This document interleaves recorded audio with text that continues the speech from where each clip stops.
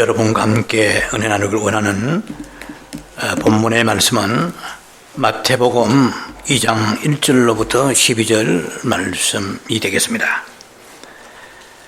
제목은 다른 길로 가라 하는 말씀으로 성탄절 절기 특별 메시지를 여러분과 함께 은혜 나누기를 원합니다. 제가 여러분을 대신해서 마태복음 2장 1절로부터 12절 말씀인데요. 가장 오늘 전하고자 하는 말씀 전체를 다 전할 수 없고 다 읽을 수가 없고 그래서 제가 발췌해서 말씀을 봉독에 올려드리겠습니다. 1절로부터 먼저 6절까지 읽어드리겠습니다. 헤롯 왕 때에 예수께서 유대 베들레헴에서 나시매 동방으로부터 박사들이 예루살렘에 이르러 말하되 유대인의 왕으로 나신 이가 어디 계시냐? 우리가 동방에서 그의 배를 보고 그에게 경배하러 왔노라 하니 헤롯 왕과 온 예루살렘이 듣고 소동한지라. 왕이 모든 대제사장과 백성의 서기관들을 모아 그리스도가 어디서 나겠느냐 물으니 5절입니다. 이르되 유대 베들레헴이 오니 이는 선지자로 이렇게 기록된 바 또 유대 땅 베들레헴아 너는 유대 고을 중에서 가장 작지 아니하도다. 내게서 한 다스리는 자가 나와서 내 백성 이스라엘의 목자가 되리라 하였음이니이다. 11절 12절을 읽겠습니다. 집에 들어가 아기와 그의 어머니 마리아가 함께 있는 것을 보고 엎드려 아기께 경배하고 보배합을 열어 황금과 유향과 몰약을 예물로 드리니라. 그들은 꿈에 헤롯에게로 돌아가지 말라 지시하심을 받아 다른 길로 고국에 돌아가니라. 아멘. 오늘은 성탄절입니다. 흔히들 유리한 고지를 점령했다 이렇게 얘기할 때에 홈그라운드라는 말을 씁니다. 말하자면은 본거지라는 뜻이죠. 근거지다. 자기 동네에서 일한다 이런 뜻이죠. 자기 동네에서 경기가 벌어질 때 주로 쓰는 말이죠. 오늘 본문을 보면은 예수님이 베들레헴에 아기 예수가 탄생하셨을 때에 그 못해도 최소한 5마일 반경 내에 그 인접한 곳에 있었던 세 부류의 그 사람들이 성탄에 그 맞이하는 그들의 자세가 태도가 어땠는가 하는 것을 자세히 보면서 이 사람들이야말로 홈그라운드에 이점을 가지고 있는 그런 사람들이었습니다. 그러나 실상은 5마일은커녕 1000마일이 넘는 거리, 약 1600km 되는 멀고 먼 동방에서 이방 나라에서 찾아온 그 박사들이 축복을 다 거머쥐게 되고요. 축복을 그들이 받게 되는 것입니다. 사실상 이런 얘기는 필요 없을지 모르지만은 동방 박사가 세 사람이라는 것도 성경에는 없습니다. 그냥 황금과 유향과 몰약을 세 가지로 들었기 때문에 한 사람이 하나씩 가슴에 품고 와서 들었을 것이라 이런 것입니다. 우리 세 사람이 중요한 건 아니죠. 그냥 우리 그렇게 믿는 것입니다. 그래서 은혜 받는다는 것, 축복 받는다는 것은 어떤 조건, 여건과는 전혀 상관이 없을 수 있다는 것입니다. 아무리 기독교 국가로서 뭐는 아니지만은 상당히 기독교적인 이념을 가지고 이 미국이 그 폴리머스 항구에 도착을 했지 않았습니까? 그들이 추수감사절의 연언을 우리가 잘 알다시피 이렇게 청교도적인 그런 사상과 마인드, 믿음을 가지고 출발했던 미국이지만 하나님 축복을 많이 해주시는데 환경이 좋으니까 타락하기 시작했죠. 에덴 동산에 아무리 환경이 좋아도 사단의 꼬드김에 넘어갔습니다. 그래서 우리가 환경이 나를 해결해 줄 것이라는 아니라는 생각은 그것은 우리들이 오류를 범하고 있는 것이죠. 그래서 쾌적한 환경, 그러면 믿음이 가장 좋아야 되지만 오히려 기독교 개종하면 처참하게 살아야 되는데도 불구하고 생명의 참믿음을 지키는 자들이 중동의 곳곳에서 일어나고 있다는 것입니다. 북한 땅에도 말할 것도 없지만 말이에요.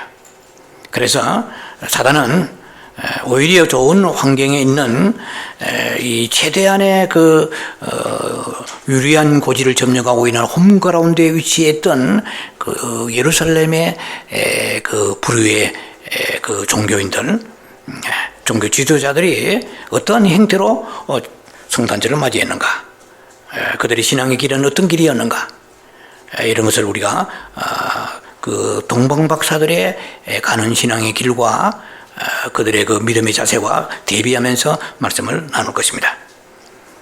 사실 예수님을 메시아로 100% 믿어야 할 사람들은 다름 아닌 본토의 이스라엘 사람들이죠. 그러나 그렇지 않습니다. 메시아를 알아보지 못하고 오히려 예수님을 십자가에 못 박는데 가장 앞장섰던 사람들이 바리새인들이고 혹은 제사장들이고 유대 동족들이었다는 것을 여러분 잘 아실 것입니다.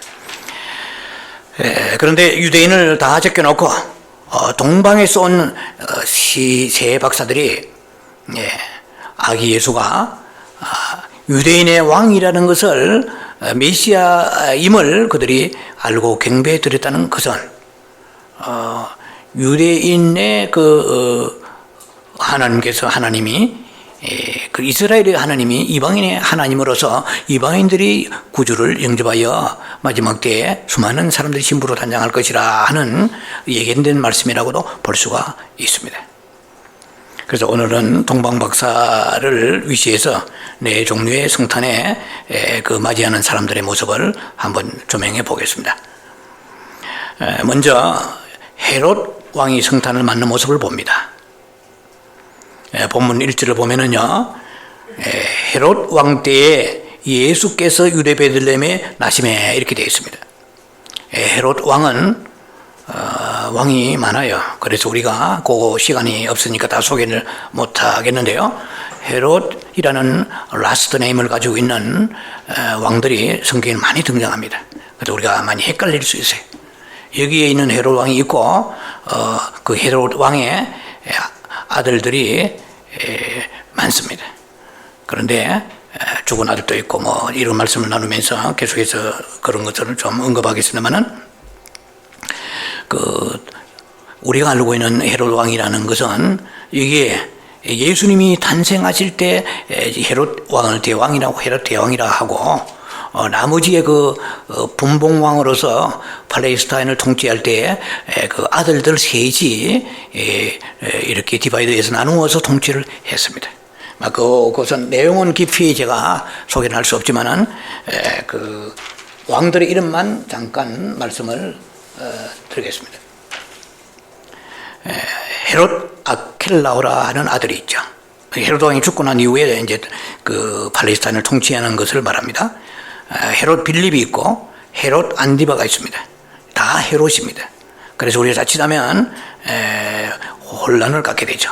예를 들면 그 헤롯 왕이 자기의 일종의 형수라고 할 수 있죠. 헤로디아라는 그런 왕의 부인이죠. 그 형의 부인입니다. 그래서 취하였을 때에 그 세례 요한이 책망했잖아요. 그래서 세례 요한의 목을 쟁반에 잘라서 처참하게 살려고 했던 사람도 헤롯 왕이죠. 그 사람은 여기에 나오는 헤롯 왕의 아들입니다. 그래서 그 사람을 헤롯 안디바라고 그래요. 그러니까 헤롯 빌립이라는 가이사라 빌립보 항구 도시를 건립했던 그 세 왕들 중에 가장 운영한 왕이죠. 아들 중에서. 그 헤롯 빌립의 그 부인, 자기 형제의 부인을 취하였다는 것이죠. 그러니까 세례요한이 책망하니까 거기에 분노를 느껴서 목을 잘라버렸습니다. 그때 헤롯 안디바 이 사람을 여우라고 그랬죠. 그렇게 또 계보가 좀 많습니다. 아그리빠라는 헤롯 왕의 손자들도 쭉 나옵니다. 이 사람들은 사도행전에 나오죠. 자, 그래서 오늘 여러분 이해를 돕기 위해 그냥 말씀드리고요. 여기에 나오는 헤롯 왕은 정통 유대인이 아니고 그 이두메, 하나의 에돔의 후손입니다. 그러니까 이 사람이 그 분봉왕으로서 그 예루살렘과 이스라엘을 통치하지만은 실제로는 굉장히 불안하고 그리고 항상 초조함을 가지고 있었다는 것입니다. 왜냐면은 유대인이 아닌 그런 임명된 이방인의 왕이 통치하기 때문에 그렇습니다. 이 사람은 굉장히 탁월한 건축의 기술과 그리고 정치적인 수완이 있었습니다. 그래서 25살 때 이미 갈릴리의 총독이 되었던 사람이죠. 그러나 성격이 잔인무도한 그런 포악한 성격을 가지고 있습니다. 그래서 이스라엘의 유대 사람들에게 선망을 그들에게 신뢰를 받기 위하여서 제3성전을 지었죠. 이스라엘은 인정하지 않지만 성전의 순서를 따라 볼 때 제3번째 성전이죠. 그것이 헤롯 성전입니다. 이렇게 배경 설명하면 시간이 다 가겠지만 예수님이 십자가 죽으시기 전에 마지막 순환주간에 눈물을 흘리시면서 성전을 보시면서 성전에 무너지리라고 했던 그 성전을 지은 건축가의 장본인이 바로 헤롯, 여기 나오는 헤롯 왕입니다. 좀 우리 배경이 좀 너무 진지하게 나갈 시간이 드는 것을 생략하겠습니다. 어쨌든 그 사람은 와이프가 10명이에요. 아내가 10명인데 이 정신적인 발작증이 있고 과대망상증이 있어서 70살에 죽었는데 죽기 전에 가장 자기가 후계자로 인정했던 아들도 살려버렸습니다. 과대망상증이죠. 일종의 정신분열증이라고 할까요? 그래서 아들들을 3명 이상 죽이고 미리암이나 만네라는 아내도 죽이고 장모도 죽이고 아주 학살에 잔인한 그런 사람입니다. 헤롯 대왕은 그래서 유대 백성들이 메시아 대망 사상을 가지고 있었다는 것을 알았기 때문에 그들에게 환심을 사기 위하여서 성전을 지었습니다. 근데 이 사람은 그래서 유대의 백성들을 접하다 보니까 그들이 가지고 있는 메시아 대망 사상에 대해서 좀 알고 있었던 사람이라고 성경 오늘 본문에도 흐름 보면 알 수가 있습니다. 그럼 무슨 말이냐면은 동방박사가 말하는 유대인의 왕이 그리스도라는 것을 알았다는 것은 굉장한 지식이 있었다는 거예요. 그래서 오늘 우리들에게 주는 교훈도 거기에요.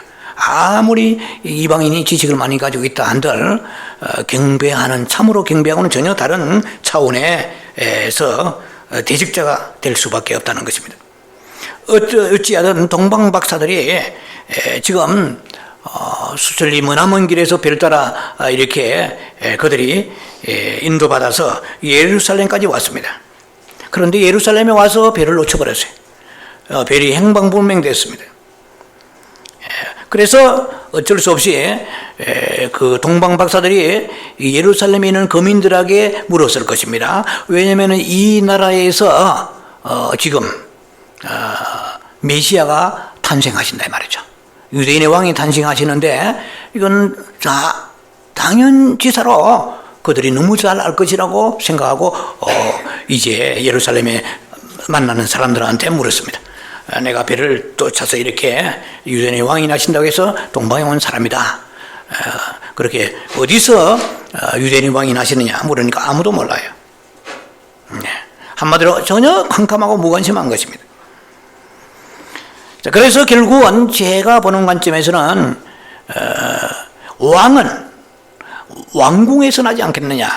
라고 생각을 할 수 있겠죠. 그래서 그 왕궁에는 헤롯 왕이 있잖아요. 헤롯 왕하고 접촉을 하게 됩니다. 근데 어떻든 순서는 모르지만은 어떤 한 이상한 나그네들이 와가지고 이 예루살렘에 유대인의 왕이 나신다고 하는 소문이 자자하다 하는 것을 이제 헤롯 왕이 궁전에서 들었겠죠. 듣고 이들을 불렀을 것입니다. 그리고 성경 보면은 만나는 장면이 직접 나오거든요. 그러니까 접촉했다는 것이죠. 그러니까 궁전에 이들이 불리워 들어가서 상당히 극진한 환대를 받았을 거예요.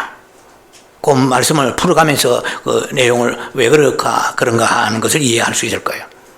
그래서 일단은 메시아가 난다는 그런 풍문이 자자한데 이 나그네들이 이방 나그네들이 와서 이런 소문을 퍼뜨리고 지금 온 성내로 돌아다니고 있다. 그러니까 이 소문을 들은 헤롯 왕이 이제 제사장과 백성의 서기관들을 불렀습니다. 마태복음 2장 4절에 나오죠. 왕이 제사장과 백성의 서기관들을 모아놓고 말합니다. 그리스도가 어디서 나겠느냐 이렇게 물었단 말이에요. 동방박사는 뭐라고 말했냐면은 유대인의 왕이 어디서 나신 이가 어디냐, 유대인의 왕으로 나신 이가 어디냐 이렇게 물었죠. 그런데 정작 헤롯 왕은 그리스도가 어디서 나느냐 이랬단 말이에요. 그러니까 유대인의 왕이 그리스도라는 것을 알았다는 얘기죠. 헤롯 왕이. 자, 헤롯 왕은 메시아가 바로 동방박사들이 찾고 있는 유대인과 메시아가 동일 인물이라는 것을 알았다는 것이죠. 그러나 그렇다고 해서 무슨 소용이 있겠어요? 지금 헤롯에게는 정치적인 권력의 탐욕밖에는 눈이 어두워져 있지 않기 때문에 아무 의미가 없어요. 그에게는 오히려 그 메시아인 즉 유대인의 왕인 이게 나신다, 태어나신다는 거죠. 태어나신다고 들었을 때 오히려 불안했죠. 자기의 권자가 흔들리고 자기의 정적이 하나 새로 생겼다는 거죠. 아니 가만히 생각해보면 정신적인 분열이 아니고 이렇게 할 수 있겠어요? 어린 나이가 태어나서 유대인이 왕이 된다 해도 자라서 시간이 많이 걸릴 텐데 지가 살면 얼마나 살겠어요? 근데 왜 불안해요? 사단이 역사하기 때문에 그런 거죠. 사단은 불안과 두려움을 주죠. 공포감을 주고 제거하려고 할 수밖에 없는 것이죠.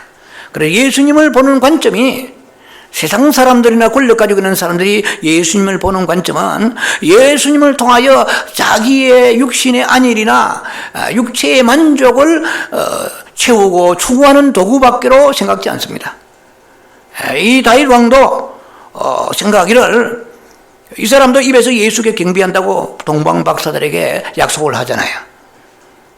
이것은 가정한 거짓말이겠지만 일단은 모양새는 그렇게 내겠다는 것인데 전혀 경배가 무엇인지도 모르는 참 경배가 무엇인지 모르는 그런 무지의 소치에서 나오는 것이라고 볼 수 있겠죠. 헤롯에게는 지금 하나의 회방자가 생겼습니다. 막강한 경쟁자가 생겼다고 이렇게 불안해했습니다. 한마디로 말하면 자기의 정치 생명이 위태로워졌다고 느낀 것이죠. 그래서 결론은 제거해야 되겠다. 그래서 불안해졌습니다.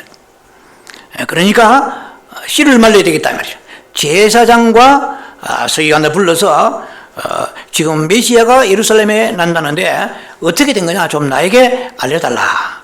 그러니까 이 제사장과 대제사장입니다. 제사장이라고 이게 우리 성경은 그렇지만 제사장들입니다. 복수죠. 많은 제사장들이죠. 제사장들과 그 서기관들을 불러가지고 물어보니까 이 사람들은 일평생 성경만 연구하는 사람이니까 촥 찾았어요. 미가서 5장 2절에 여기 있습니다 하고 다윗 왕에게 보였죠. 베들레헴에서 한 다스린 자가 나와서 이스라엘의 목자가 되리라 하였나이다. 이렇게 기록이 되어 있습니다 하고 헤롯 왕에게 넙죽 보고를 했다 이 말이죠. 2장 7절에 보면은 그래서 이제 확실하게 그 불안과 두려움이 증폭된 것입니다. 이 사람 헤롯 대왕에게. 그래서 2장 7절에 보니까 헤롯이 가만히 박사들을 불러서 벨이 나타난 때를 자세히 묻는 거예요. 이게 이유가 있어요. 벨이 나타난 때를 왜 묻느냐는 거예요. 이 사람에게 궁금한 것은 때와 장소예요. 벨이 나타난 때, 그때부터 알아야 이제 어린 아이를 다 몰살시킬 수 있기 때문에 그렇습니다.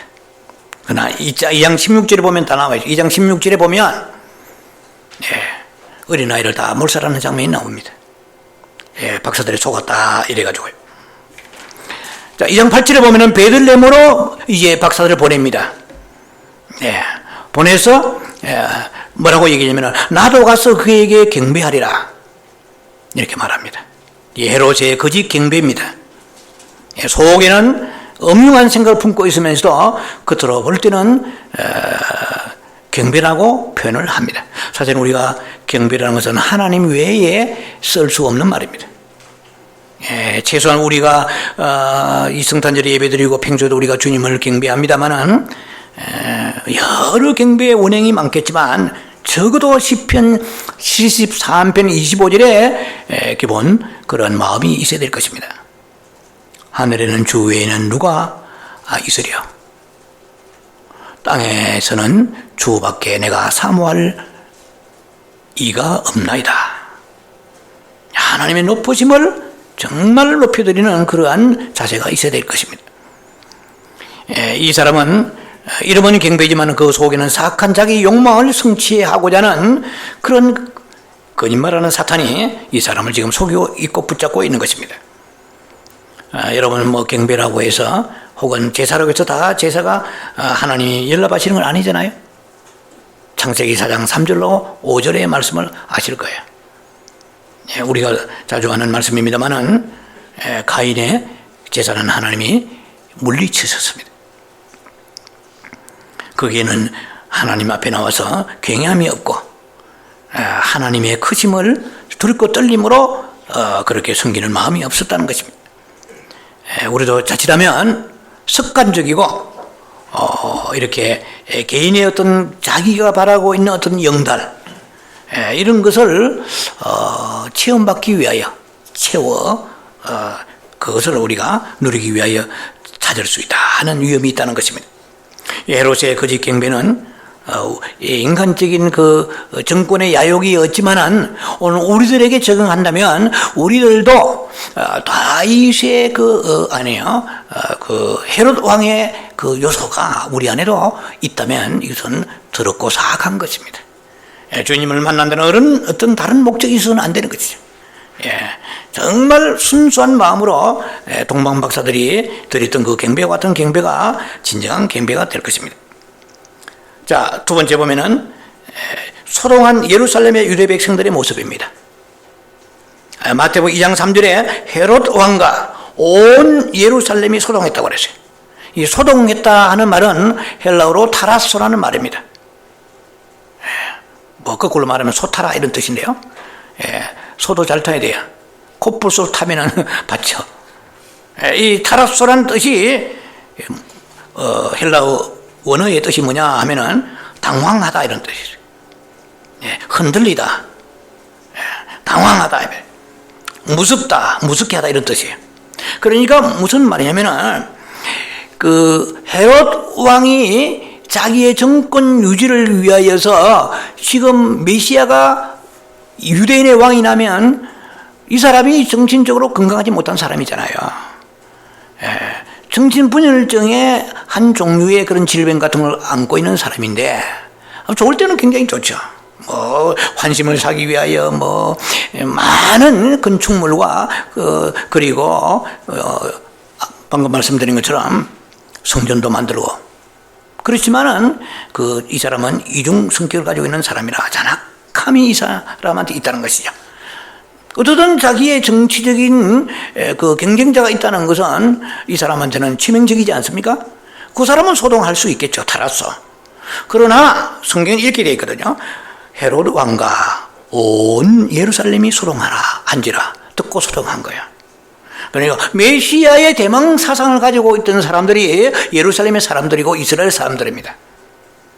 그렇대 정작 메시아가 이제 태어난다는 그 소식에 기뻐 뛰며 춤추며 노래하며 환영해야 될 사람들인데도 불구하고 그들이 소동했다 하는 것은 막 그냥 오장육부가 뒤에 흔들리고 두려워 떨었다는 것입니다. 이것은 당황했다는 것이죠. 오늘날 우리도 마찬가지예요. 예수님 우리가 입버릇처럼 주님 오시기 기다린다 이렇게 고백하면서 정말 정작 주님이 오신다는 작년에 올해 9월달에 이 절기를 통하여 우리가 절박함 가운데에 여러 모양으로 거쳐왔습니다. 근데 많은 사람 부류가 생겼을 거예요. 무관심한 사람도 있고 비판한 사람도 있고 어떤 사람들은 또 두렵고 떨리고 불안한 사람도 있고 여러 모양이 있었겠죠. 그런데 그 맞득지 않게 그 주님이 공중에 강림하신다는 것이 정말로 신부가 신랑을 기다린다고 하면 정말 일각이 예삼추라 어서 오시옵소서 아멘 주여 속히 오시옵소서. 이 세상은 분토와 같습니다. 주님 오실 날만 기다렸습니다. 이런 고백이 있는 사람은 왜 불안해요?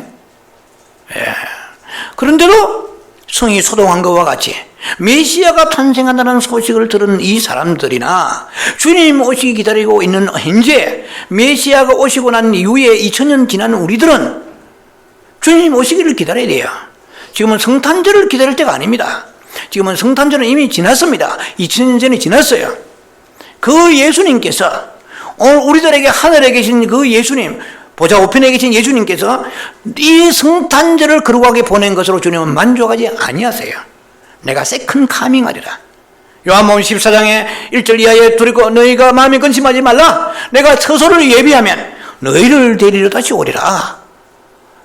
주님이 우리를 데리러 오신다고 말씀하신 것은 초림 예수 이 성탄절을 위하여 너희가 여러 가지 많은 프로그램과 이벤트 그리고 선물 너희들이 여러 가지 많은 행행색색의 아름다운 장식을 해놓은 것도 내한테는 굉장히 고마운 일이지만 어찌하여 너는 초림 예수의 나만 너희가 먹직지근하게 환영하고 다시 오실 주님에 대해서 생각이 필름이 끊어졌느냐, 연결이 되지 않지 않느냐. 정말 주님의 마음을 우리가 들여다볼 수 없지만 마음은 그렇게 생각하실 거예요. 초림 예수 왔던 나로 인하여서 내가 오신 것은 다시 내가 너희를 데리러 오시기 위해 오신 것이지 초림으로 끝나버리면 무슨 의미가 있느냐는 것이죠. 너희가 이 성탄절을 아무리 성대하게 보내고 여러 모양으로 은혜를 받는다 할지라도 진정한 은혜를 받았다면 다시 오실 그리스도 예수를 기다리는 자가 되어야 할 텐데 왜 내가 9월 달에도 여러 징조를 보여주시잖아요. 테트라드 현상이라든지 쇼미타 절기라든지 모든 절기를 보여주셔서 내가 너희를 보았다. 내가 너희를 하늘에서 본 적 다 타라소 했다. 성이 소동한 것처럼 헤롯은 이해가 돼. 그러나 성령 받고 신부라고 그렇게 준비하는 사람들 가운데서도 너희가 뒤에 흔들리고 당황하고 주님 지금 오시면 어떻게 합니까? 너무 준비가 안 됐습니다. 그러면 주님 이렇게 물으실 거예요. 네가 언제 준비가 되겠나? 지금 준비 안 된 자는 내년에도 안 된다. 이렇게 모든 징조를 이를 성신의 징조를 누가복음 21장 25절에 이를 성신의 징조를 바다가 울고 파도가 소리치면서 이를 울더라도 너희들은 꼼짝하지 않는데 왜 그러냐? 그때에 2000년 전에 예루살렘에 예수 메시아 아기 예수가 오신다고 그들이 들었을 때에 한 사람도 동봉 박사와 같이 동행하면서 아기 예수 있는 데 간 사람이 눈을 닦고 보아도 없는 거예요. 자, 이것은 그때의 그 사람들이나 오늘 우리들이나 뭐가 달라겠어요? 그때 그 사람들은 성령을 받지도 못했어. 예수님이 아기 예수로 오실 때 그들이 무슨 성령 받았어요? 십자가에 죽으시지도 않았는데 죽으시고 40일 후에 성령이 강림하셨잖아요. 오순절 마가다락방에 성령의 역사하심, 그거는 아주 2000년 전에는 특히 지금 이 시점에는 성령이 내주도 안 하신 거야.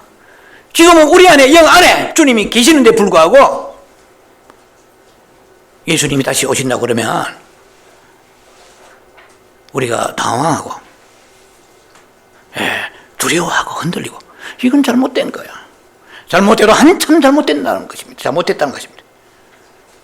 자, 그래서 이들을 통하여 우리 교훈을 받아야 돼요. 그때 그 사람이나 나나 똑같다. 주님 말씀하실 것입니다. 더 심하다. 그들은 성령도 받지 않지 않았느냐 말이야. 어떠세요? 여러분들 가만히 생각해 보세요. 성령이 우리 안에 계세요. 달라도 한참 달라야 됩니다.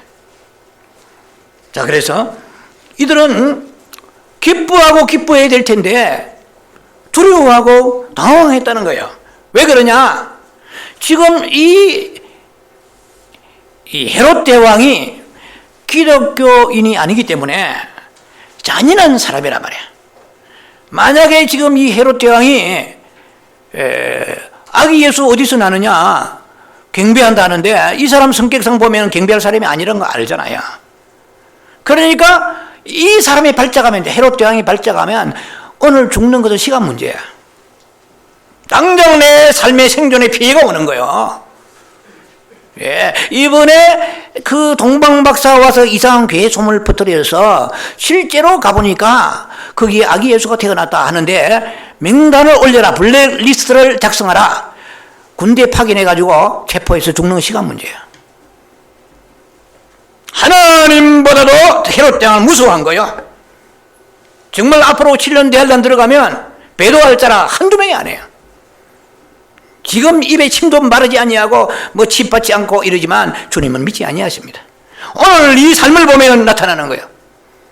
너는 세상을 두려워하느냐, 질병을 두려워하느냐, 사람을 두려워하느냐, 너의 영혼과 육체를 다 멸하실 수 있는 하나님을 두려워하느냐 말이에요. 주님의 질문 앞에 우리는 대답할 준비가 되어야 됩니다. 그들이 다 메시아 대명 사상을 가지고 있던 사람들이에요. 입에 침도 바르지 아니하고 메시아 기다렸던 사람들이에요. 정정 메시아 왔다는 이 소식 들으니까 기뻐 춤추며 뛰며 찬양해야 될 사람들이 시큰둥하고 무관심하고 있는 거야. 그들의 모습이 오늘 나의 모습이 아닌가? 나는 무엇을 두려워하는가? 무엇을 당황해야 하는가? 내려놓을 수 있느냐? 오늘 저녁에 주님이 오신다고 그러면 여한 없이 내려올 준비가 되어 있지 않으면 가짜다 이 말이에요. 회개해야 돼 우리가. 이 성탄절에 우리가 겉모양만 가지고 성탄절이 되는 게 아니에요. 주님의 마음을 우리가 느낄 수 있어야 돼요. 참 성탄절을 보내는 사람은 어떤 사람이냐는 거예요. 지금은 그때고 상황이 다릅니다. 주의 성령이 내 안에 오셨어요. 신부되게 하셔서 정결하고 거룩하게 하시라고 주님께서 새 예루살렘 성의 모습까지 보여주시면서 모든 걸 다 주님께서 우리에게 보여주실 만큼은 다 보여주셨어요. 로세처들이 득실거리는 세상 가운데 그 중에 하나라면 우리는 다 버림받을 수밖에 없습니다. 고린도후서 13장 5절에 너희 안에 그리스도가 계신 줄 알지 못하면 버려온 자니라. 믿음의 시험을 하고 확정해봐라. 자신을 테스트해봐라. 빛 가운데 나가보라. 가짜인지 진짜인지. 남이 진짜라고 진짜 되는 거 아니야. 빛이 말씀해 주셔야 되는 거야. 주의 빛의 성령께서 가짜란 거 지금 아는 사람은 진짜가 될 수 있습니다. 그런데 가짜인데도 불구하고 진짜인 줄 알고 있는 사람은 버림받은 사람이에요. 입으로만 메시아 입으로만 아멘 주여 오시옵소서 주님 어서 오시옵소서 하지만 그때는 질병도 있고 애들도 말 안 듣고 수입도 없고 힘들어. 폐면도 힘들고 모든 게 힘들어.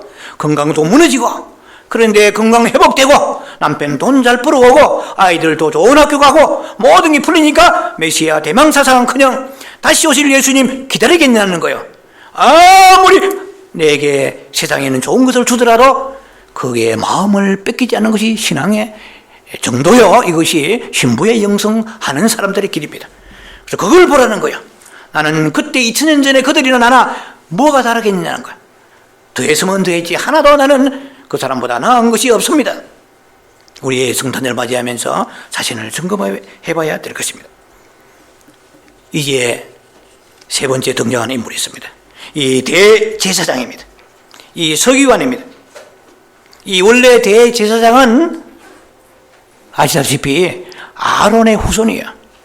그러나 이 사람 헤롯 대왕은 아주 수단이 능출한 사람이야. 뛰어난 사람이야.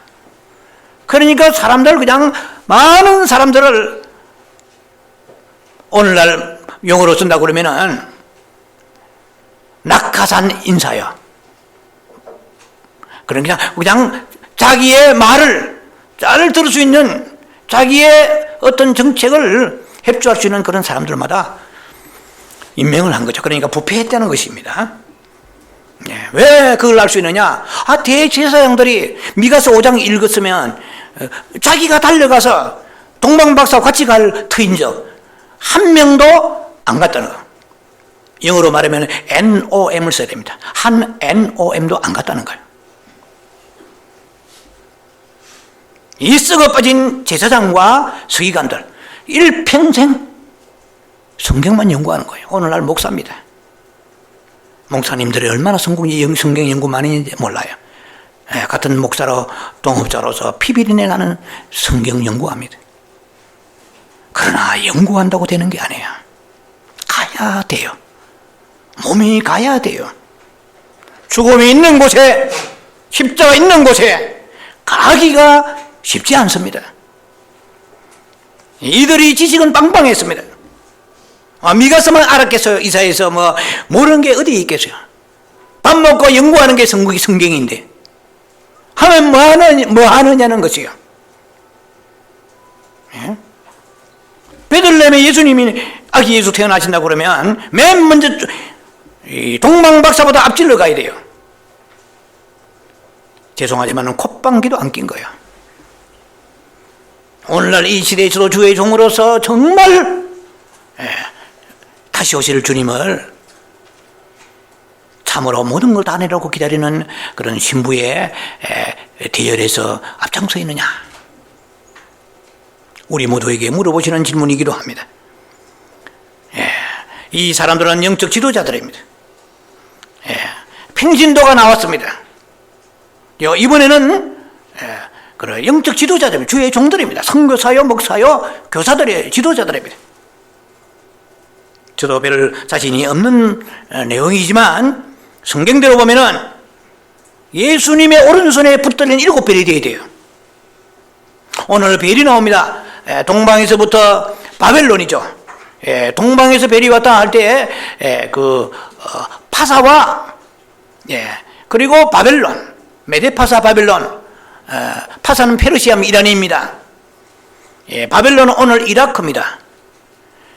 제가 볼 때는 학설이 다 다르지만 이 동방박사들의 고향이 이라크가 굉장히 유력하다고 생각합니다. 왜냐하면 이라크가 그 당시에 바벨론의 후손들입니다. 지금 이라크가. 그러면 여러분 알다시피 느부갓네살 왕은 바벨로니아의 왕이었습니다. 바벨론.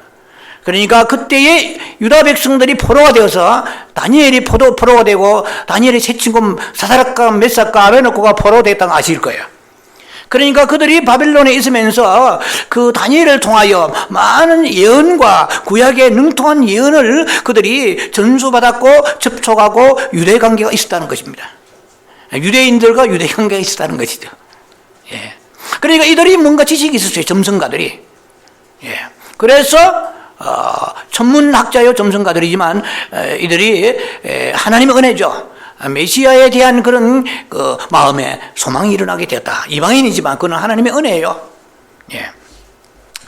어찌하든 그래서 그 별을 따라왔는데 이 별이라는 것은 요한계시록 22장 16절에 광명한 새벽별이라 예수님을 별이라고 말씀하세요. 광명한 새벽별이라. 그리고 두아디라 교회 계시록 2장 28절에는 이렇게 나옵니다. 내가 그에게 새벽별을 주리라. 누가 새벽별은 예수님입니다. 그러니까 새벽별이라는 것은 이 대낮에 태양은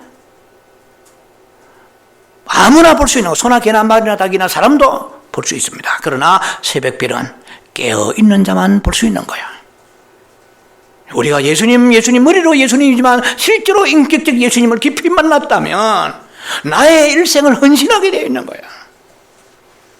주 예수보다 귀한 것이 없네라는 삶의 모습을 통하여 생명의 길로, 한 길로, 좁은 길로 가는 것이야. 가난해도 질병이 와도 가정에 어려움이 풍파가 와도 요동하지 않고 내가 그래도 예수를 붙잡기 위해 달려가는 것입니다. 요한계시록 1장 16절과 계시록의 1장 20절 보면은 그 아시아의 7 교회의 그 사자들을 7별이라고 말씀하세요. 오늘날 주의 종들입니다. 자, 그래서 예수님은 별이신데 또 주의 그 별이라고 칭한 것은 광명한 새벽별이 예수님이면 아마 이 좀 작은 별들이죠, 이제. 그래서 주의 종은 별이라고 그래요. 목사가 별이라고 그래요. 그러나 성경을 보면 별도 똥별이 있어요. 가짜 별이 있어요. 주님의 오른손에 붙잡혀야 되는데 오른손에 붙잡힌 별은 어떤 별이냐? 계시록 1장 16절에 말씀하십니다. 오른손에 7별이 있고 그 입에서 자유의 날성금이 나오고 이러죠. 오른손에 붙잡힌 별은 주님의 날성금 같은 말씀을 증거하여서 이 성도들로 인하여서 가는 길을 별은 인도합니다. 깜깜한 밤에 여러분 뭐 이렇게 도시화된 세상에서는 좀 안 맞는 말이지만 시골에서는 자라면서 깜깜한 별도 없는 칠흑 같은 밤에 농구등에 빠진 적이 한두 번이 아니에요. 전기도 없었어요. 이제는 중학교 때 전기가 들어왔으니까. 그 별이 있는 밤에는 좀 희미할지라도 저수지에 빠지거나 뭐 엉뚱한 농두렁에 굴러떨어지지 않아요. 주의 종의 역할이 얼마나 중요한지 몰라. 별이라고 말씀하세요.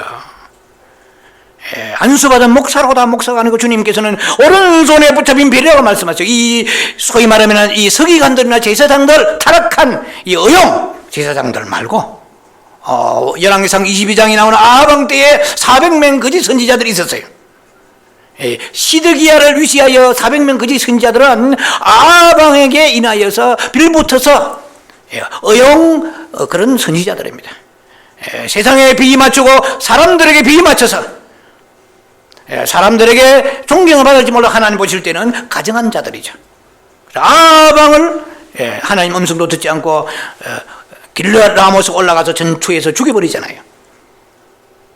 그래서 미가야의 뺨을 치고 시드기야가 거짓 선지자 시드기야가 참 선지자 미가야의 뺨을 치던 시대가 열왕기상 시대인데 어찌면은 오늘 이 시대에도 그런 현상이 보이지 않지만 있는 줄 모르죠. 마태복음 24장 45절 이하에 그 두 종류의 종들이 나옵니다. 그래서 다시 이제 주인이 오신다. 모든 일을 맡기고 떠났던 그 주인이 다시 오신다고 얘기했던 그 사람 종들에게 술 취하게 하고 심히 때리고 이런 말이 나와 있어요.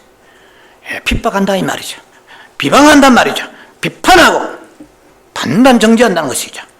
누가 옳은지 주님이 오셔야 할 수 있는 것이지만은 그때나 지금이나 악한 영은 더 극성해서 더 교리와 신학을 포장해서 종교로 포장해서 우리의 연약한 인생들 양들의 눈에는 이게 소경인지 바른 눈 뜬 사람인지 알 수가 없는 그런 시대에 오늘 우리가 처해 있다고 볼 수 있습니다.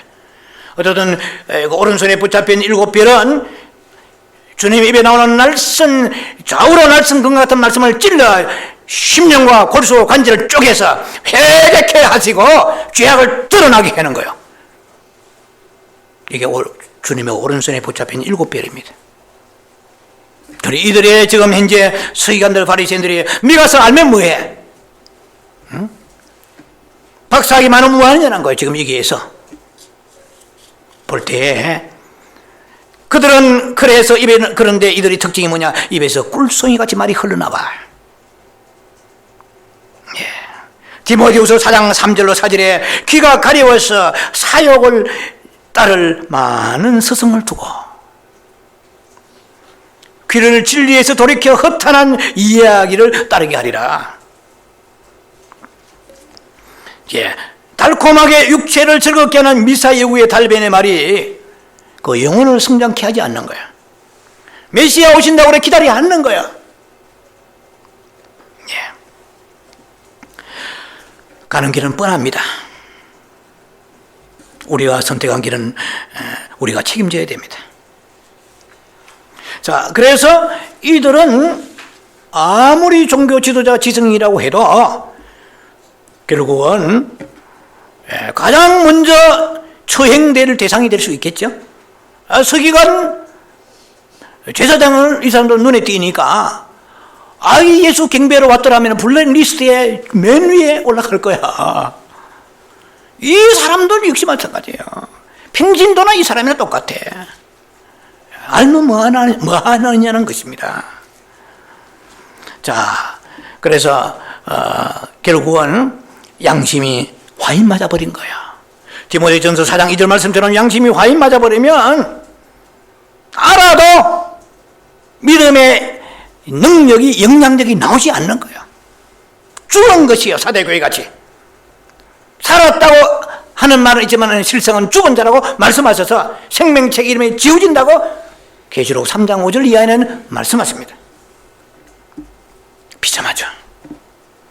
자, 네 번째 마지막입니다. 다른 길로 가는 동방박사들입니다. 박사란 말은 마고이라는 뜻인데요. 예, 일종의 이 사람들은 어떤 꿈을 해석하는 신통력을 지닌 그런 메데 파사 바벨론의 제사장들에게 붙이는 칭호가 박사입니다. 이 박사의 원래의 뜻은 마고이라는 뜻인데요. 그 뜻이 제사장이라는 뜻입니다. 여기에는 대제사장 서기관이 있듯이 이방 신을 섬기는 사람들한테도 그런 역할을 하는 박수와 꿈을 해석하는 사람들이 있었다는 것입니다. 그러나 이 사람들은 좀 부류가 다르다고 볼 수 있겠죠.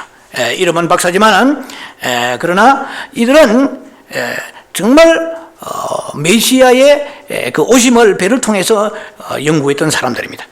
이 사람들 이름이 전해전해로 이름이 있습니다. 그거 별로 중요하지 않아요. 그 이름 연구에서 우리 별로 의미가 없는데 멜키올, 발사살, 가스포 이리 있습니다만은 자, 그래서 그들의 별을 연구하다가 이제 영감을 받았고 산 건너 물 건너 사막을 건너 이제 우리의 찬송 부르는 것과 같이 머나먼 길을 이제 메시아 탄생을 만나기 위해서 출발했습니다. 얼마나 죽을 고비가 많았겠어요? 그리고 보배 합을 가지고 오는 게 짐덩거리야. 예. 가족이랑 빈몸도 힘든데 이거는 강도 맞기에 너무 알맞은 거예요. 황금과 유황 몰락이라면 그 당시 최고의 보물인데 아이 도둑놈도 강도들은 냄새 맡는 전문가잖아요. 목숨을 걸었다는 것입니다. 여러분도 그렇잖아요. 주님께 드리겠다 해가지고 마음에 품고도 급하면 써버리잖아요. 예. 끝까지 가슴에 품고 왔다는 거예요. 주님을 사랑하는 사람은 제가 수요 영성 시간에도 말씀드렸죠. 사랑은 참는 거야. 뭘 참아요? 먹고 싶은 할머니가 그 겨울에 홍시를 안 먹고 참는 거야. 누구를 위하여? 손자 주기 위해서. 자기는 먹지 아니하도 손자 먹는 모습을 보면서 행복한 거예요. 왜? 사랑하기 때문에. 정말 여러분 주님을 사랑하십니까? 한번 자신이 반문해 보세요. 사랑하는 사람은 내 대신에 매를 맞는, 내가 그 대신에 매를 맞아도 아프지만 절통하고 억울하지 않아요. 우리 주님 십자가에 죽으시는데 죽으시면서 절통하다, 억울하다 하시겠습니까? 히브리 12장 보세요. 즐거움으로 십자가를 지고 나아갔다고 말씀하세요. 왜? 사랑하기 때문에. 지식이 중요한 게 아니에요. 사랑이 중요해요. 강하기 때문에 이 이방인들이 유대인하고 뭐 이쪽에 예루살렘하고 그래도 없어요. 그 사람들이 뭐 처음 온 길이잖아요. 그러나 가슴에 보배압을 품고 정말 메시아에 경배하고 그분을 흠모하기 때문에 아기 예수, 그것도 위대한 왕도 아니에요. 이제 그런데도 불구하고 그들은 보배압을 가지고 오면서 서로 다퉜다는 말이 없어요. 야, 이거 그만 팔아먹어버리자. 가서 예배 드리면 되지. 그거 뭐 필요하겠나. 이런 유혹도 그들은 받지 않았다는 것입니다. 순수했어요. 우리는 많이 때묻었어요. 생활에 때묻고 세상에 때묻고 자아에 때묻어 버렸어요. 우리의 성탄절 되면은 보배압 얘기 안 하는 목사님들 없을 거예요. 듣지 않은 성도가 없을 것입니다. 과연 너는 이렇게 생명의 위협에도 불구하고 그 경배를 드릴 때 드리고자 이 예물을 가슴에 품듯이 주님을 향하여 무엇을 준비했느냐 한번 생각해 봐야 됩니다. 자, 그래서 그들은 예루살렘까지 거친 여행 속에서도 위험이 그들이 도래했는데 불구하고 흔들리지 아니하고 또 돌아가지도 아니하고 끝까지 갔으면 신앙은 끝까지 가는 거예요. 신앙에 인내가 빠지면은 그래서 새 예루살렘의 성문의 12대문이 진주로 되었다는 것은 제가 여러 번 말씀드렸습니다. 계시록 3장 10절에 빌라델베 교회에게 너희가 인내의 말씀을 지켜 선자가 그랬습니다.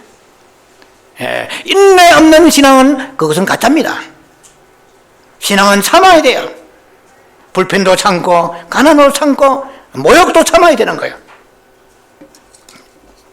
자, 그래서 이들은 끝까지 인내하면서 배를 따라서 예루살렘까지 왔는데 배이 도중에 정발돼 버려서 예루살렘에 와가지고 또 그래도 웬만하면 여기까지 왔으니까 주님 성의 아시겠지, 돌아가자, 그런 말도 없어요. 그까지 남아서 결국 왕궁에 헤롯 왕까지 만나가지고 헤롯 왕이 이제 꼬득입니다. 이 사람이 여우같이 자식도 여우지만 이 사람은 여우 어머니라 강구해. 여우 아버지라 강구해요. 헤롯 안디바 여우라고 그랬잖아요. 그런데 불러가지고 가만히 부른 거예요. 이것도 굉장히 나이스하게 온유한 채 너희들 비을 연구한 수고 많았다. 얘기 많겠죠. 나도 별에 관심 많아. 나도 메시아 관심 많아. 그러니까 너희가 경배하러 가서 아기가 2가지를 꼭 거기서 나에게 보고해라. 언제 아기가 태어났느냐. 그 별이 나타난 때. 그래야 아기의 나타난 때를 알잖아요. 별이 나타난 때를 기준으로 알기 위해서 그리고 장소 2가지를 제공하라고 그랬어요. 불러가지고 아까 제가 말씀드린 것처럼 초반에 굉장히 환대했을 거예요. 아마 대우로 극진했을 거예요. 오늘날 말하면 백화점에 가서 쇼핑도 해주고요. 그래가지고 보낸 거야. 그런데 오히려 정보를 얻었잖아요. 헤롯 왕이 베들레헴이라고 얘기하네. 자기께 넘어간 거예요. 그런데 이제 그건 그렇지만 이제 보이지 않던 별이 갑자기 나타나기 시작했습니다. 그래서 문득 앞서 인도하여 가다가 9절에 말씀이 나와 있죠. 있는 곳에 그 악이 있는 곳에 머물렀습니다. 이제 그들이 별을 보고 기뻐하고 기뻐했다고 말씀합니다. 이제 기뻐하고 기뻐하더라. 이것은 헬라어로 의미한 에칼레스 카란인데요. 기쁨을 기뻐했다. 좀 복잡한데요. 기쁨을 기뻐했다. 무슨 말이냐면 최고의 절정의 기쁨을 누렸다는 거예요. 오늘날 말할게요. 오늘날 표현으로 방방 뛰었다. 별을 보고. 아기 예수 본 게 아니야. 별을 보고 이랬던 자기를 인도했던 그 별을 보고 방방 뛰었습니다. 예루살렘 사람들은 별은 그냥 소리만 듣고도 소동했는데 별을 보고 기뻐했습니다. 그래서 2장 11절 보니까 집에 들어갔습니다. 이제 누구 집에요? 이제 아기 예수가 있는 집에, 그래서 분석해 보면 마구간에 들어간 게 아니에요. 집에 들어갔다고 되어 있어요. 보세요. 2장 11절에 집에 들어갔다 오니까 그 우리말로 말하면 마리아가 산후조리하고 있어요. 지금. 요셉이 이 사골지빵 하나 얻은 것 같아. 그래서 산후조리하는 그 집에 들어갔다고 되어 있죠. 그러니까 중요한 것이 꼭 마구간에 가야 되는 게 아니고, 그들이 수말리기를 멀다 하지 않고 죽음을 불사하고 예수님 만나고 돌아가겠다, 메시아 만나고 돌아가겠다는 게 중요하죠. 그래서 집에 들어가서, 말구유가 아닙니다. 집에 들어가서 몇 개월로 지날 수 있겠죠. 가서 이제 어떻게 합니까? 마리아와 함께한 것을 보고 엎드려 아기께 경배하고, 자, 요셉에게도 마리아에게도 헤로도에게도 경배하지 않았습니다. 오직 경배되던 아기 예수입니다. 메시아입니다. 이게서 천주교에 대한 그런 반론이 얼마든지 제기될 수 있는 거예요. 마리아는 죄인이라는 거죠. 마리아도 예수님을 섬기는데 마리아께 기도한다는 거, 그거는 기본이잖아요. 그런데 우리가 지식이 중요한 게 아니에요. 주의 성령께서 내 안에 빛을 주지 아니하시면 그 지식이 무용해요. 자, 그래서 결국은 요셉이 거처를 마련하는 곳으로 갔습니다. 황금과 유향과 몰약입니다. 메시아의 왕권이 황금이고 유향이 예수님의 신성이라고 보통 말합니다. 그리고 몰약이라는 것은 아시죠? 예수님의 십자가의 죽으심을 상징한다는 하는 것입니다. 그런데 이 황금과 유향 몰약을 너무나 귀하게 쓴 거 있죠. 14절에 보면 애굽에 피신할 때에 도피 자금으로 쓴 거예요. 여러분이 주님께 드리는 그 물질이 너무 귀하게 쓸 거예요. 할렐루야, 귀하게 쓸 거예요. 그들은 감동을 받아서 그 애굽에 도피 자금을 쓸 거야 생각했겠죠. 난 몰라. 드리고 나면 난 몰라. I don't know. I don't care. 그러나 주님이 가장 너의 물질을 가장 아버지 필요하신 데 쓰신다는 걸 믿으라는 것이죠. 12절에 그들은 꿈에 헤로데게로 돌아가지 말라 지시함 받아 다른 길로 고국에 돌아가니라. 헤롯 왕이 아기 예수 만나면 그 다음에 언제 벨이 나타났나 때와 장소를 나에게 보고해라. 그래가지고 환심을 살려고 환대를 했었는데, 이 사람들이, 이 동방박사들이 참 순진해 터진 거예요. 돌아가려고 그랬어요. 이 헤롯이 대왕이 얼마나 여우 같은지 모르고 이 나라 사람이 아니니까 모르는 거예요. 돌아가려고 했는 것을 어떻게 알 수 있습니까? 꿈에 나타났다는 것을 보면은 이 사람들이 돌아갈 판이야. 하나님을 사랑하는 사람은 주님께서 원하지 않는 멸망의 길을, 위험한 길을 막으신다는 것입니다. 주님 사랑이면 다 돼요. 주님이 내가 저 사람이 진짜인지 가짜인지 꿈에 말씀하소서 이렇게 안 했어요. 그런데도 꿈에 나타나가지고 헤롯에게 가지 마라, 다른 길로 돌아가라, 이 지시를 해주신다는 것은 오늘날 우리는 꿈꾸라는 것이 아닙니다. 오늘날 우리는 꿈보다 더 정확한 내 안에 성령이 들어오셔서 내 영에 찔러주세요. 내 영에 말씀해 주세요. 양심이 어두웠을 뿐이지 양심만 깨끗해지고 양심만 선해지면 얼마든지 아버지의 뜻을 직관을 통해서 별 못지않게 정확하게 알 수 있는 길입니다. 자, 그래서 오늘 본문의 흐름 속에 이 네 부류의 사람들이 등장했습니다. 이 동방박사들은 올 때는 배를 따라왔지만 갈 때는 이제 헤롯에 돌아가지 아니하고 성령이 꿈을 통하여 지시한 대로 귀환하게 됩니다. 정말 놀랍잖아요. 10편 50편 14절 15절 말씀이 귀한 말씀이죠. 하나님께 감사로 제사드리라. 지준 자에게 서운을 갚아라. 환난 날에 내가 너를 건지리라. 우리는 환난 날에 건짐받기를 원하는 마음이 앞서지, 내가 이 성탄절에 혹은 올해에 주님을 위하여 서운한 것이 뭐 있느냐는 거예요. 중요한 것이 환난 날에 지키시는 게 중요한 게 아니고 내가 지존자에게 한 서원, 마음의 서원이 갚아지는 한 해가 이지의 성탄절 우리에 맞으면서 우리가 한 적용을 해봐야 된다는 것입니다. 예, 꿈에 나타나라고 기도한 것도 아니에요. 주님의 마음에 들면은 우리의 가는 길, 가시밭길 험나는 길이라도 주께서 불기둥 구름기둥으로 함께 하시면서 지켜주신다는 것을 볼 수가 있는 거예요. 이 사람들이 천만리 머나먼 길에 왔는데 돌아가는 길에 무슨 내비게이션이 있습니까? 어떻게 돌아가겠어요? 억장 무너지는 일입니다. 자칫하면 헤롯 왕에게서 참사를 당할 수도 있는 것이고, 그리고 돌아간 길도 머나먼 길인데, 그러나 이제 그 길목마다 주님이 내비게이션이 되셔서 인도하시는 것이에요. 성령의 내비게이션으로. 자, 이렇게 그 동방바사는 메시아 탄생을 이제 경배드리고 목토했습니다. 이제 그대의 소원은 이루어졌습니다. 여한이 없어요. 그러나 이제 돌아가는 것이 문제인데, 이제 돌아가는 문제를 꿈에 이제 계시해서 인도해 주셨습니다. 헤롯에게 가지 마라. 만약에 헤롯이 지금 군사를 풀었어요. 지금 2장 16절을 보면은 박사들이 거짓말한 것을 알고 진노해서 어린아이를 다 죽이는 장면이 나옵니다. 자, 그런 여기서 이제 우리가 결론을 맺는데 무엇을 느낄 수 있느냐는 거예요. 이 헤롯 대왕에 가서 이실직고하고 차라리 안전을 보장받아서 가는 것이 훨씬 더 이 사람들이 육체에는 유익한 것입니다. 만약에 지시받아서 헤롯이 원하지 않는, 헤롯이 지금 대기하고 있고 기다리고 있는데 그 잔악한 헤롯에 걸리면은 뼈도 줄이지 못해요. 그러나 이 생명길로 가는 이 동방박사들은 어떤 그런 육신의 잔인한 헤롯 대왕의 앞으로의 자기들이 당할 그런 위험에 두려워하지 않습니다.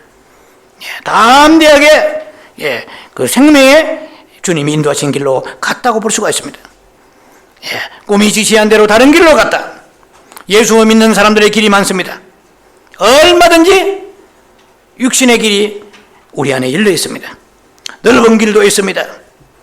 기복의 길도 있고 번영의 길도 있습니다. 불순종의 길도 있습니다. 그러나 생명의 길은 아시다시피 좁고 협착합니다. 그리로 가는 자가 많지 않고 찾는 자도 적다고 말씀하십니다. 어쩌면 우리가 이렇게 생명길로 신부가 된다는 것은 정말 좋은 옷만 입고 아름다운 모습만 있는 것이 신부가 아닙니다. 육체가 다칠 수가 있고 생사마저도 주님께 맡겨야 되는 그러한 길일 수도 있습니다. 박사들은 생명의 위협에도 굴하지 않고 꿈에 현몽한 대로 그들은 육신의 안일한 길을 가지 않았다는 것입니다. 생명의 길로 가는 여러분들이 용기가 필요합니다. 죽으면 죽으려는 큰 믿음의 결단이 필요합니다. 이미 오신 그 메시아 초림 예수님은 우리를 다 영으로 만난 사람들입니다. 이제 남은 길은 들림받는 길입니다. 이 성탄절에 그 예루살렘에 있는 그 종교 지도자들이나 아니면은 수많은 거민들이 달았어 소동하는 것이 하지 아니하고 당황치 아니하고 언제 주님 오실지라도 내 영은 주님 앞에 나와서 겸손히 발 앞에 엎드리는 마리아와 같이 주님 속히 오시옵소서, 아멘 주여 속히 오소서 하는 이런 이 성탄절의 아름다운 절기가 다시 오실 주님과의 그 기다림과 매칭이 되어서 놀라운 이 믿음에 장성하는 아름다운 분량의 성탄절 되기를 주의 이름으로 축복합니다. 기도합니다. 자비하신 아버지 은혜를 감사합니다. 오늘 우리가 헤롯 대왕의 그 성탄절에 대한 그 태도와 그리고 유대 거민들과 제사장들 혹은 서기관들의 모습을 보았습니다. 우리는 생명의 길로 가기를 원합니다. 주님을 진실로 사랑하여 경배하면서 오늘 우리의 성탄절을 통하여 다시 오실 주님을 준비할 수 있는 아름다운 축복의 계기가 되어지게 역사하여 주옵소서. 예수님 이름으로 감사 기도합니다. 아멘.